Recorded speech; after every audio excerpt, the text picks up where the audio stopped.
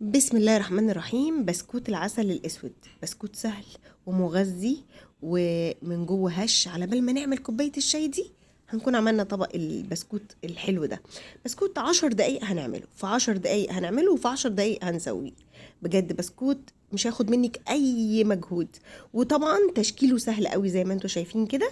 برضو مش محتاجين مكنه، احنا بنعمل حاجات في منتهى البساطه. وبصي من بره ومن جوه سواه حلو ازاي. يلا بقى نشوف المقادير. بسم الله الرحمن الرحيم. اول حاجه هنجيبها كوبايه عسل اسود، تمام، وننزل ببيضه وعليها كيسين فانيليا، ودول كيسين مش كيس، انا بحب احط الفانيليا كتير. وربع كوبايه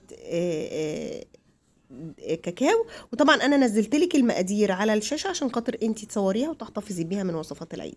المفروض ان انا كنت حطيت الزيت، انا ما حطيتش الزيت.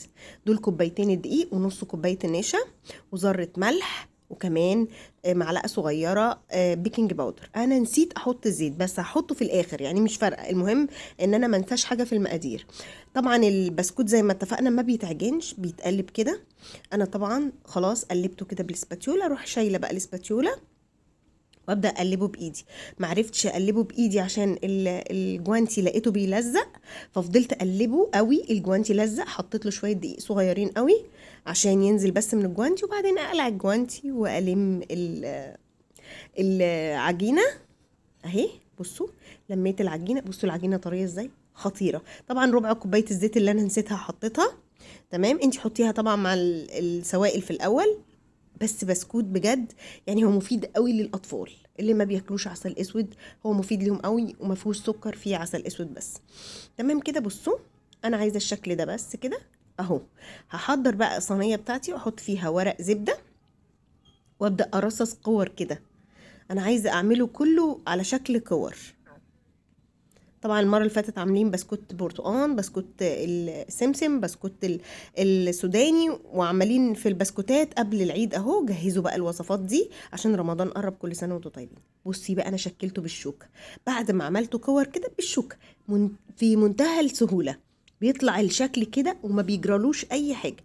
بصوا الشكل النهائي. انا خلاص عملت كل الصاج بتاعي، عمل لي كميه حلوه. المقادير اللي انا قلت لك عليها دي عملت لي كميه حلوه، وتشكيله في منتهى البساطة. المرة اللي فاتت شكلنا بغطاء ازازة، المرة دي بشوكة. طبعا مش محتاجين بقى مكان وحاجات كده يعني متعبة، لا احنا عايزين نشكل بسكوت حلو. وممكن كمان بسكينة تعملي خطوط بالطول وخطوط بالعرض زي مربعات كده، هيطلع معاكي شكله حلو قوي.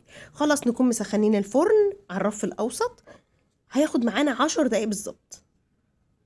خلاص كده خرجناه من الفرن. بصي شكله ما تغيرش، شكله حلو قوي. بصي سواه رائع بجد. البسكوت خطير وبيقرمش يا جماعه. انا طبعا سايباه بس يبرد شويه قبل ما انقله في طبق التقديم. انا بريكي ان كله مستوي ونفش شويه طبعا عشان فيه بيكنج باودر، وسواه حلو قوي اهو. بصي بقى هجيب طبق التقديم وابدا احطه في طبق التقديم. بس خلاص كده. وزي ما انتوا شايفينه وريته لكم من الاول خالص. هكسر لك واحده وشوفيها بقى. بصي جماله. بصي شايفه البسكوت هاشش ازاي من جوه. وطبعا ميكس العسل الاسود مع الطعم الشوكولاته بتاع الكاكاو، وده كاكاو خام من غير سكر، خطير بجد، ميكس رائع. يلا جربي بقى الطريقه دي وهتعجب الاطفال قوي. واللي يجرب وصفتي بألف هنا وشفا ليه.